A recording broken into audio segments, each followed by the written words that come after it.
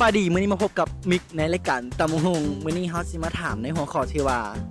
ถ้าผู้ชายมาจีบเฮาในรูปแบบใดเฮาจริงๆยังเป็นแฟนนำเดี๋ยวเฮาไปเบิ่งกันเลยว่าคำตอบแต่ละคนมันสิเป็นจังได๋ถ้ามีผู้ชายมาจีบเจ้าในรูปแบบใดเจ้าจริงๆยอมคบนำกับเจ้า ส่วนหลายจะแบบหูจากนิสัยก่อนโบลามกแบบมือบ่ไวสิ ป๊าแล้วจังได๋ โบเว้าหลายส่วนบ่เกี่ยวกับหน้าตาส่วนหลายโดย ถ้าบ่เว้าหลายนี่ตัดทิ่มเอาไปเลยตัดเอาไปเลยเอาเว้าหลาย มักคนตลกคนตลกแล้วก็ที่แบบว่าเฟรนลี่ที่แบบว่าเฮ็ดให้เฮายิ้มได้เฟรนลี่แล้วก็มักคนนิสัยโล มาถึงได้ไหนนี่ใส่รอ หน้าบ่โลก็ยาก ได้เห็นมาแล้วเตะอุ้ยจะพูดได้เฮาแบบว่าต้องหักษาเพราะว่าเฮาเรียนสารคดี นี่ใส่รอแบบนั้น มาตลอดนำกัน โดย ซัดเพราะว่าตื้อหลาย ดูหลายแบบตื้อที่สุดเลยมองตั้งแต่ห้องมา ๆบ่กับบ่ฮอดปานนั้นแบบตื้อถึงเฮาแบบจะเฮ็ดแบบทำให้จิตใจเขาปานใดก็ยาสินะแต่ก็ต้องตื้อเฮาอย่างซี่ ทำให้จิตใจเขาเจ้าโดยจังได๋ เบา เช่น เช่นแบบอันนี้เป็นคนแบบปากกับบ่ค่อยแบบอันนั้นอยู่แล้วสินะ ทำไมอาศัย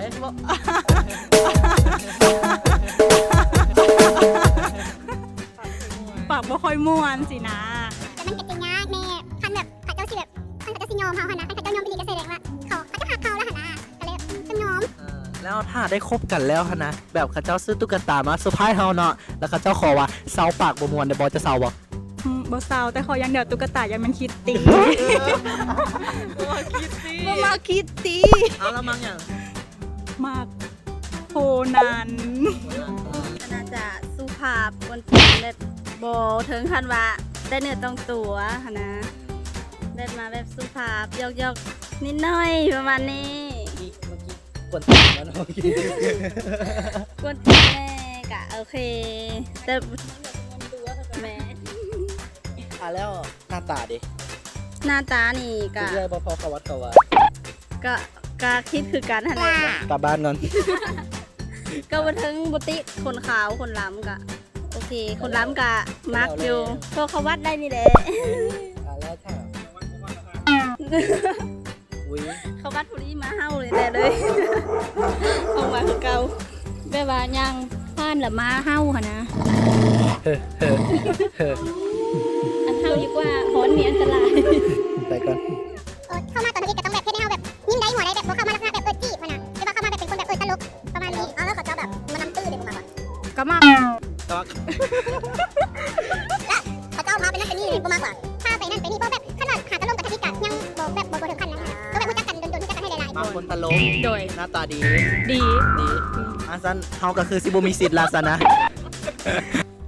อันนี้เป็นคนมักแบบผู้ชายที่เอาใจเก่งแบบ ใจเก่ง แม่มักคนแต่งตัวหน่อยนึง อ๋อ แต่งตัวแบบแต่งตัวเป็นทรงผมนี่เป็นหลักเลย ไม่อ๋อสมคนเป็นละแล้วมีแต่ทรงผมเสื้อผ้าบุคลิกหน้าตาดิ แบบง่ายๆจากแบบจังใดก็ได้แบบ ง่าย ต ๆ รงแม่ สบายๆใส่บาตรมากินเลย เป็นคนที่แบบเฟรนลี่ตลกเขาคนง่ายเขาคนง่ายเลยแล้วเขาเจ้ามาตื้อมานำแบบมาแบบจุกจิกจุกจิกนะบ่มากกว่าสำหรับคนที่บ่มากกับบ่มากที่ตื้อเท่าไหร่กับบ่มากหน้าตาเกี่ยวบ่หน้าตามีหวังอยู่ ถ้ามีผู้ชายบ่จีบอันนี้สิเป็นแบบว่า ถ้าบ่มีแผนแล้วจะจะมีถ้านี่บ่มากก็คือว่าบ่มากแต่คือว่ามักเขาเจ้ายืนอ่ะเราแซ่บๆไปจังซี่ อันนี้ว่าเล่นตัวแท้บ่ แบบนั่งเป็นนางงามเนี้ยนั่งเล่นตัวเลย เล่นอย่างไรเล่นสิบ่ะ ก่อนอื่นแมนเบิ่งตาก่อน เบิ่งตา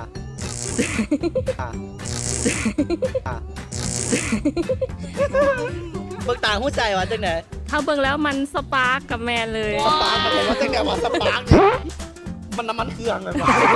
เพราะมันน่ะถ้าถึกใจกะโอเค ถ้าบ่ถึกใจกะบ่ลง โบโลพิธีกร ก็ได้ เฮาก็คบกันไปแบบลองใจก่อนสินะก็อยากรู้ว่าเขาอันสิฮักเฮาจริงแท้บ่เฮาก็เบิ่งเข้าอยู่สินะแต่เฮาก็บ่ได้เลือกที่ฐานะหรือหน้าตาสินะสมมุติคบไปถ้าอันดีแล้วเฮาก็ยอมใจอ่อนให้เขาเพราะเฮาก็เป็นคนใจอ่อนสินะเห็นผู้ชายแล้วก็มักหลายสินะแบบเป็นคนเลย อันเปิดโอกาสให้ ให้ เข้า ทุกคน ให้ทุกคนสินะเฮาเป็นคนใจง่ายอยู่ โอ้ my god โอ้ ส่วนหลายก็บ่จำเป็นต้องเฮ็ดเมียงก็ได้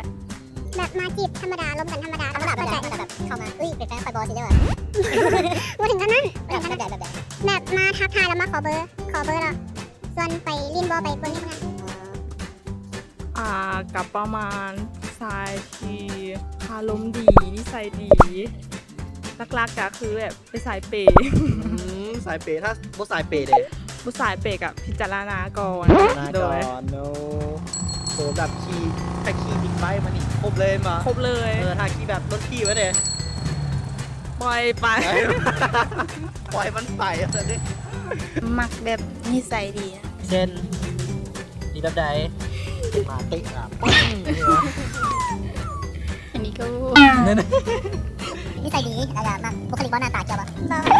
เกี่ยวเลยเกี่ยวแล้วมาคนตื้อบ่แบบน้ำตื้อของตลอดบ่มักกันบ่มักโซเชียลบ่มักเลยมาคนขี้หึงมั้งเลย รู้สึกว่าเขาจะถามอยู่ไฟเดียวแล้วมีคำตอบสั้นสันแล้วถ้าแบบ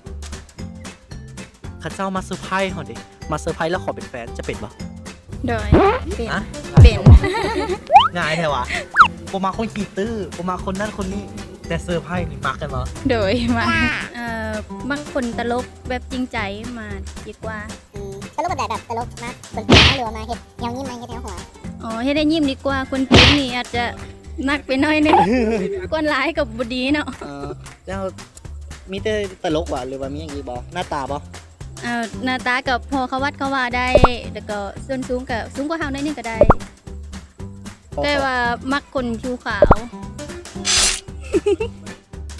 ถ้ามากก็ฝากกดไลค์กดแชร์คลิปนี้ แล้วก็อย่าลืมติดตามพวกเขาได้ที่ทางลุมนีเดอร์